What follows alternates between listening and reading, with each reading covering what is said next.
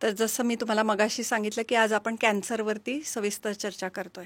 तर आपल्या दुसऱ्या गेस्ट आपण त्यांचं स्वागत करूया. डॉक्टर मानसी मुंशी गिरमे मॅमचं. रेडिएशन ऑन्कोलॉजिस्ट आहेत आणि कॅन्सर जेनेटिक स्पेशालिस्ट आहेत. तर त्यांचं खूप खूप स्वागत करूया. नमस्कार मॅडम. नमस्कार, धन्यवाद. तर ते म्हणजे नेमकं काय आणि रेडिओथेरपी म्हणजे काय? आपण जे सेम रेडिएशन्स जे आपण एक्सरेज, CT स्कॅनसाठी वापरतात, ते सेम एक्सरेजला आपण हाय एनर्जीमध्ये जर वापरलं, तर it has the potential of damaging DNA. ते कॅन्सरचे सेल्सचे DNAला डॅमेज करतो आणि हा आपण थेरप्युटिक रेडिएशनसाठी वापरू शकतात. सो बरेच कॅन्सर्समध्ये radiation plays a very important role ट्रीटमेंटसाठी. Because it can kill the cancer cells and prevent relapses and recurrences. बरेच कॅन्सर्समध्ये रेडिएशनच मेन ट्रीटमेंट असतं as a alternative to surgery. So almost around 80% cancer patients do require radiation therapy कधीतरी त्यांच्या ट्रीटमेंटमध्ये. Okay. तर जसं आपण ऐकले की रेडिओथेरपीला लोक खूप घाबरतात. त्यांना असं वाटतं त्यांनी मला खूप साईड इफेक्ट होतील किंवा मला खूप चटके लागणे वगैरे अशी जी मिथ आहे ती होईल. तर थोडं त्याच्याबद्दल सांगाल का? सो रेडिएशन तुम्ही बघू शकत नाही आणि फील करू शकत नाही. सो काही पण गरमी, चटका, शॉक, करंट असं काही पण रेडिएशनमुळे होत नाही. रेडिएशन पर सेशन रेडिएशन घ्यायला एक साधारण 5 ते 10 मिनिटच लागतात युजली आणि ते घरून येतात, ट्रीटमेंट करून जातात. डे केअरमध्ये होऊन जातं. काय तसं ऑब्झर्वेशन पिरियड वगैरे नसतं आणि they really don't feel anything during treatment. And depends की आपण कुठल्या भागात रेडिएशन देतो आहे. सो ब्रेस्ट कॅन्सरमध्ये युजली रेडिएशनमुळे काय तसे चटके वगैरे बसत नाही. स्किन युजली थोडीशी लाल होऊ शकते, जे आपोआप युजली बरं होऊन जातं विदिन 2 to 3 weeks. आणि कसं म्हणजे ह्याचा रेडिएशन थेरपीचा कॅन्सरच्या पेशंटला कसा बेनिफिट होतो, म्हणजे ते कसं वर्क करतं त्यांच्या बॉडीवरती? By killing the microscopic cancer cells. So radiation 2-3 प्रकारचे तुम्ही कॅटेगराईज करू शकतात. One is the definitive radiation therapy. Definitive means we are using radiation as the main treatment, as a alternate to surgery. Okay. So रेडिएशनच main treatment आहे त्या कॅन्सरसाठी. तर cervical cancers, throat cancers, prostate cancers, bladder cancers, बरेच कॅन्सर्समध्ये we do organ preservation. So without removing the organ conservation करून आपण with just radiation or radiation along with chemotherapy main treatment definitive radiation करतात. दुसरं प्रकारचं आहे ॲड्ज्युव्हंट रेडिएशन. ॲड्ज्युव्हंट रेडिएशन म्हणजे surgery झालेली आहे आणि radiation is given after that to prevent the recurrence. So it is done as a preventive treatment. So that is the common treatment in breast cancer and even many head and neck cancers, oral cavity cancers. And the third category is palliative radiation, ज्याच्यामध्ये that is usually the advanced and incurable stages, ज्याच्यामध्ये radiation is used to reduce pain, त्रास कमी करायला, तर pen कमी करायला, bleeding कमी करायला. So these are generally the 3 type of radiations. मगाशी आपण जसं म्हणलो की आपण ऑर्गन वाचवू शकतो. तर आता एखाद्या ऑर्गनमध्ये जसं ब्रेस्ट कॅन्सरमध्ये जर कॅन्सर आहे तर आपण ते ऑर्गन वाचवू शकतो का? So that's a good question. Cancer झाल्यानंतर the impulsive way of thinking is हा ऑर्गन आपल्याला काढायला लागेल शरीरामधून. But that is not true anymore. From head to toe बरेच ऑर्गन्स आहे ज्याच्यामध्ये आपण with radiation therapy organ preservation करू शकतात, कन्झर्वेटिव्ह ट्रीटमेंट करू शकतात with equal results. Okay. So breast cancer of course is leading in that. But other than that, cervical cancer, prostate cancer, bladder cancer, throat cancers, or even head and neck cancers, so back of the throat, base of tongue cancers, tonsil cancers. So these are very critical areas jithe surgery can be very mutilating and extensive. Throat cancers मध्ये जर voice box काढायला लागलं, that patient cannot speak ever again. So it is really a major impact on their quality of life. And if you are able to offer the same results, the same survival and the same cure rate without doing surgery, with doing radiation, with or without chemotherapy, then that can give the patient a very good quality of life and a very functional life. Surgery पण वाचते आणि organ पण वाचते. Exactly. So that is something that you must discuss with your doctor. Yes. आता जसं आपण रेडिओथेरपीचं सांगतोय की पेशंटला असं वाटतं की खूप लाँग थेरपी असेल, ह्याचा मला खूप दिवस घ्यावा लागेल आणि खूप त्रास होईल असं जे वाटतं. तर त्याचं ॲक्च्युअल ड्युरेशन किती असतं? किती दिवस ती रेडिओथेरपीची सो गरज पडते? युजली दी ॲड्ज्युव्हंट रेडिएशन जे मी सांगितलं ओरल कॅव्हिटीज आणि ब्रेस्ट कॅन्सरसाठी those would be between 3 weeks and 6 weeks duration. But it really depends. आजकाल आपण हायपोफ्रॅक्शिनेटेड रेडिएशन करून सेम ट्रीटमेंट 5 दिवसमध्ये पण संपवू शकतात. आणि स्टिरिओटॅक्टिक रेडिएशन म्हणून एक टेक्निक आहे ज्याच्यामध्ये सिंगल सेशनमध्ये पण आपण कधी कधी देऊ शकतात. So it depends which is the cancer, which is the technique being used, how big is the tumor. But for many cancers like prostate cancer, pancreatic cancer, and even early stage breast cancers, what treatment used to be for 5 weeks and 6 weeks, now 5 दिवसमध्ये होऊन जातं. आपण करू की एवढी शकतो. नवीन technology आली की Yes. त्याला आता तुम्ही फक्त 5च दिवस जरी ती ट्रीटमेंट घेतले तरी त्याचा Yes. फायदा तुम्हाला Yes. लॉंग And टर्मसाठी regarding your question about जे त्रास होते, तर आता रेडिएशन पण खूप प्रिसाईज, ॲक्युरेट आणि टार्गेटेड प्रमाणे प्रकारचे. आपण देऊ शकतात. तर त्याच्यामध्ये खूप कमी त्रास होतात patients. Usually side effects are very very less. म्हणजे की नवीन टेक्नॉलॉजी अशा आल्या की त्याच्यामुळे आपल्याला त्रास पण कमी होऊ येस, शकतो. येस. तर आता आपण बोलता बोललं की कोणाला किती दिवसाचं रेडिएशन लागणार आहे, तर ते त्यांच्या कॅन्सरच्या स्टेजेसवरती ठरवतो. येस, कॅन्सरच्या स्टेजवर कुठलं प्रकारचं कॅन्सर आहे, कारण प्रत्येक ऑर्गनमध्ये पण वेगळे वेगळे टाईप्सचे हिस्टॉलॉजीज होऊ शकतात. So depends on the type of cancer, the stage of cancer, the age of the patient, ट्युमरच्या साईज किती आहे, सर्जरी शक्य आहे की नाही, मेनी फॅक्टर्स. येस. आता जसं आपण म्हटलं की त्यांचं समजा 5 दिवसाचं किंवा त्यांना जी रिक्वायर्ड आहे तशी आपण थेरपी प्लॅन केली आहे, तर ती रेडिएशन थेरपीच्या ड्युरिंग कॅन्सर स्प्रेड होऊ शकतो का? So no, during treatment it is very unlikely. So very often patients असं विचारतात की बायोप्सीमुळे किंवा ट्रीटमेंटमुळे ते स्प्रेड होऊ होऊ शकते शकतं का? का? So the answer is no. Yeah. During treatment आणि ट्रीटमेंटमुळे कॅन्सर पसरत नाही. नाही.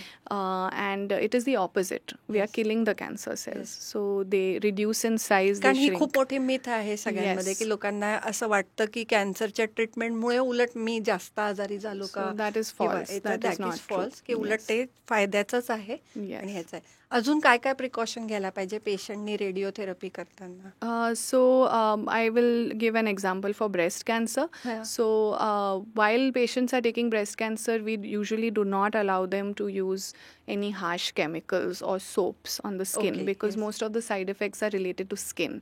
So no irritating chemicals, deodorants or soaps to be used. And we encourage them to use aloe vera gel. I advise most of my patients to use aloe vera gel, which is very natural and soothing to the skin.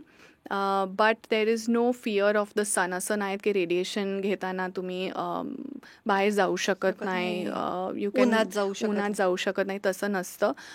आणि रोज आंघोळ करू शकतात आणि ते भागला स्वच्छ ठेवू शकतात. And during the course we monitor the side effects if required creams असतात, but generally there are very harmful side effects. No.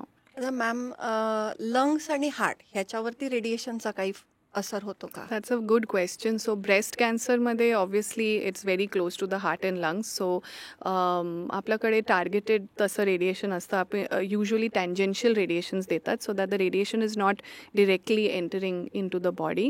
And the lungs get a very, very low dose of radiation when radiation is done carefully with the advanced techniques. Regarding left-sided breast cancer, heart is on the left side. So आपल्याला एक DIBH म्हणून technique आहे, deep inspiratory breath hold. Okay. And this is a technique by which पेशंटला आपण लांब श्वास घेऊन रोखून धरायला सांगतात आणि तेव्हा ब्रेस्ट लंग्स एक्सपॅन्ड होतात आणि ब्रेस्ट आणि हार्टच्या मध्ये there is a distance. Okay. So while the patient is holding her breath, we are able to give the radiation from the Okay. side, and no radiation goes into the heart, or very less radiation goes into the heart. पेशंटच्या शरीरावर sensors असतात आणि हा sensors they can see their breath themselves okay. वरती खाली, and they maintain their breath at a particular level. आणि समजा ते दे आर टायर्ड और त्यांना खोकला आला आणि श्वास ते विंडोमधून सुटलं तर द सेन्सर ऑटोमॅटिकली पिक्स it up Okay. and the radiation beam cuts off immediately.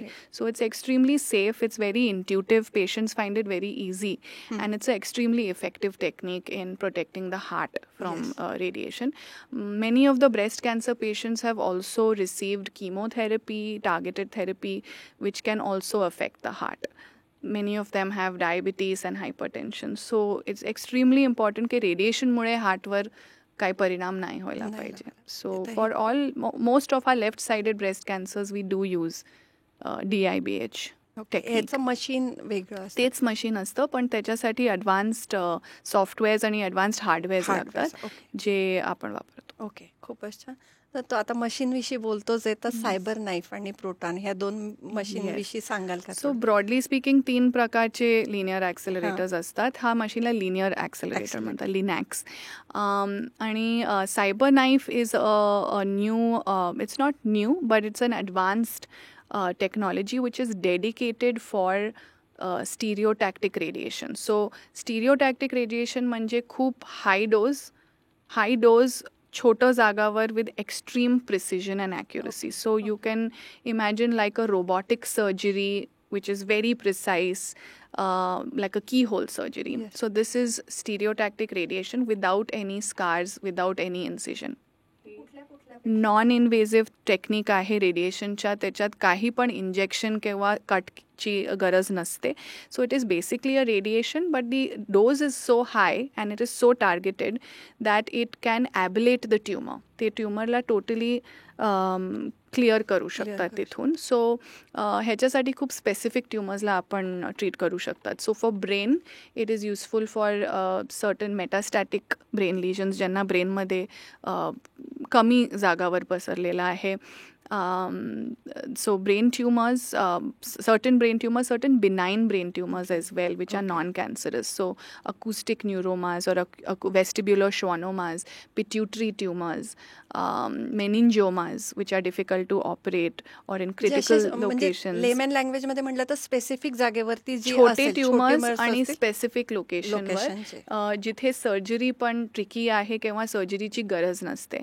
तर ह्यांना 1 सेशन किंवा 5 सेशन्समध्ये आपण टोटली इरॅडिकेट करू शकतात in a painless non invasive way with cyber knife. Cyber knife is also useful for treating certain lung cancers which are small, early stage lung cancers, spinal tumors, prostate cancers, and certain pancreatic tumors as well.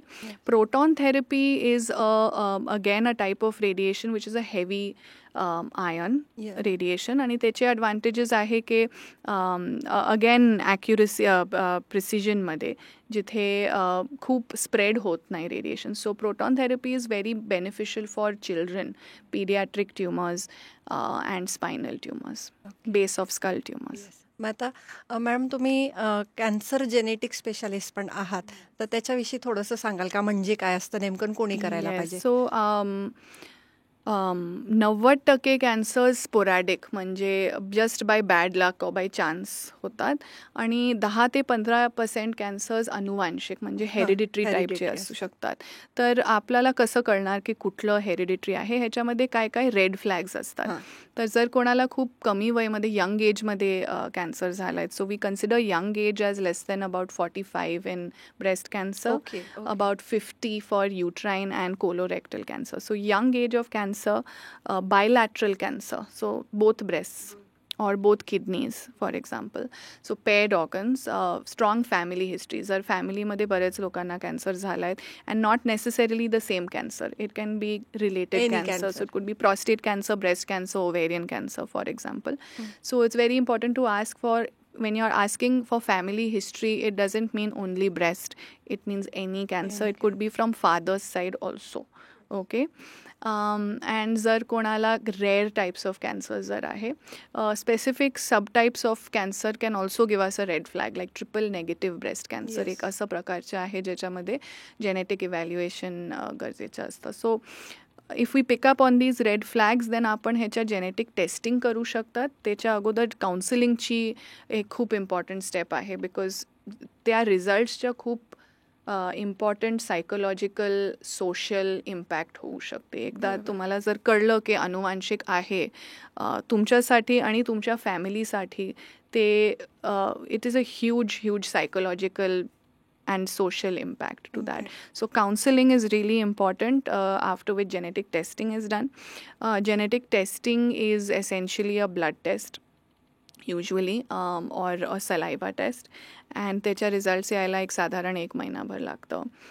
Sometimes genetic testing can help guide the treatment also for the patient. ट्रीटमेंटमध्ये पण ते decision घ्यायला it can help.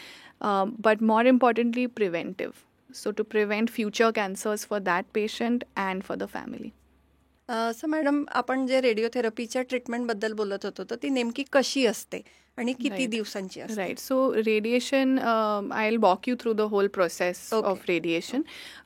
Suppose you are referred for radiation. तुमच्या ऑन्कॉलॉजिस्टनी तुम्हाला सांगितलं की you have to see a radiation oncologist, you need radiotherapy.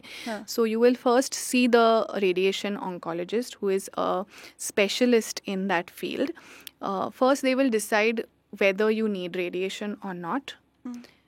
How much radiation you need, किती radiation घ्यायला लागेल, what is the duration. Usually radiation is given daily, Monday to Friday. Saturdays and Sundays are usually off. So on all weekdays, and each session is just 5 to 10 minutes. Okay. So once the initial consultation is done, the doctor will examine you, see all your medical records, and then the decision is taken to do radiation. It's very important to discuss the different techniques of radiation with the doctor, because आता radiation पण खूपच advance झालं आहेत आणि ह्याच्यामध्ये बरेच techniques आहे ज्याच्यामुळे तुम्ही you can shorten the duration of radiation, you can have lesser side effects of radiation.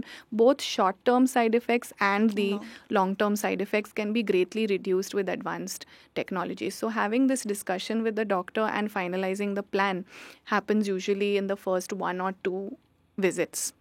त्याच्यानंतर एकदा ते ठरलं तर तुमचं रेडिएशन प्लॅनिंग होतं. रेडिएशन प्लॅनिंगमध्ये आपण एक सी टी स्कॅन घेतात पेशंटच्या, आणि this is not a normal C T scan, this is a radiation planning C T. So it is done in the treatment position with an immobilisation device. So radiation घेताना तुम्ही हालू शकत नाही, तर तुम्हाला इमोबिलाइज करायला युजली आपल्याकडे devices असतात, मोल्ड्स असतात किंवा स्पेशल स्ट्रक्चर्स असतात. तर त्याच्यामध्ये झोपून आपण सी टी स्कॅन घेतो. आणि टॅटू मार्क्स आपण घेतात usually, which are permanent small dots which are made on the body with a tattoo. And that tattoo mark has nothing to do with तुम्हाला radiation कुठे मिळणार. It is just to help set up the patient in the same position during the treatment. So this whole thing is called a CT, a planning CT. Sometimes we give contrast injections to the patient during the planning CT, sometimes we don't. एकदा ते प्लॅनिंगचं step झालं की the radiation oncologist will mark out the areas that process is called contouring. And we essentially decide की आपल्याला radiation कुठे द्यायचं आहे, कुठे नाही द्यायचं आहे. And then we hand over that CT scan to the physics team. Now physics team plays a really important role in radiation planning, because they have to decide की radiation machine कसं ते डोज जे मी prescribe केला आहे कसं deliver करणार पेशंटला. So from where is the radiation going to enter the body, from where will it exit, how will the machine move, all that is pre decided. एकदा फिजिसिस्टनी प्लॅन बनवलं की I have to review the plan again as the physician and approve the plan. So the things I will see in that is the tumor getting enough dose? Are the organs at risks? Are the normal structures around? So if we're talking about breast cancer, it's the heart and the lungs. If we're talking about pelvic cancers, gynecological cancers, we're talking about the bladder or the rectum. So are they adequately spared from radiation? And एकदा ते plan approve झालं रेडिएशनच्या की the first radiation is the most important radiation, ज्याच्यामध्ये I will verify at the setup की the treatment that I have approved is being executed correctly or not. आणि the treatment, the linear accelerators, the machine is operated by radiation therapists or technologists who are trained to operate the machine. So the doctor will not usually be present at the machine every day for radiation. They will not be the ones, patients la वाटतं की doctor has to be present yes, for the yes, treatment. The doctor is doing everything up till that point and making sure that each radiation is happening correctly. But the treatment, delivery and the machine handling is done by trained therapists. So the doctor will be present for the first session, make sure everything is fine, and then usually things go on autopilot. Patients come every day, take their treatment and go home, and they review in the OPD once a week or more often. The doctor will monitor the progress of the treatment, the side effects, address any issues, all the issues, not only side effects from radiation, but nutrition कसं चाललंय, पेशंटच्या morale कसं आहे, कारण लांब treatment असतात. Patient has to be motivated to come and complete 5-6 weeks of treatment usually. So how are they doing psychologically? Do they need a psychologist to help them? So there are many aspects. Is a physiotherapist required? So it's an entire team that is involved in doing radiation, not just the doctor, but the physics team, the therapists, the support staff, the nurses. There's a whole team behind it. It's a very good information आणि खूपच महत्वाची होती की नेमकी procedure काय असते. आणि प्रत्येक रेडिओथेरपीला मॅडम असतीलच असं नाहीये, पण त्यांचं लक्ष असतं याचा हा. So that is the way world over radiation is done. And it's very nice that you are doing such a podcast for patients to hear and get the confidence on what is the normal procedure radiationच्या. कारण radiation एक अशी treatment आहेत की ज्यांना झालंय त्यांनाच माहिती असतं की रेडिएशन नेमकं काय आहे, आणि ज्यांना नाही झालंय त्यांना सगळ्या मिथ्स माहिती असतात. they know myths and it's very scary, radiation therapy, if you don't know what it is, but it's really nothing to be scared of. And in the right hands with the advanced technology, radiation is extremely safe and beneficial for patients who require it. तर मॅमनी खूपच थोडक्या शब्दात आणि खूपच छान आपल्याला सगळं समजून सांगितलेलं आहे रेडिओथेरपीशी रिलेटेड. आणि अजून नवीन काहीतरी माहिती येतच राहील आणि आपण परत मॅमला बोलवूच त्या माहितीसाठी. आणि आज जी माहिती सांगितली त्याबद्दल खूप खूप धन्यवाद मॅडम. आणि परत आम्ही तुम्हाला बोलवूच, तेव्हा पण आम्हाला नक्की गाईड करा. Thank you so much. थँक्यू.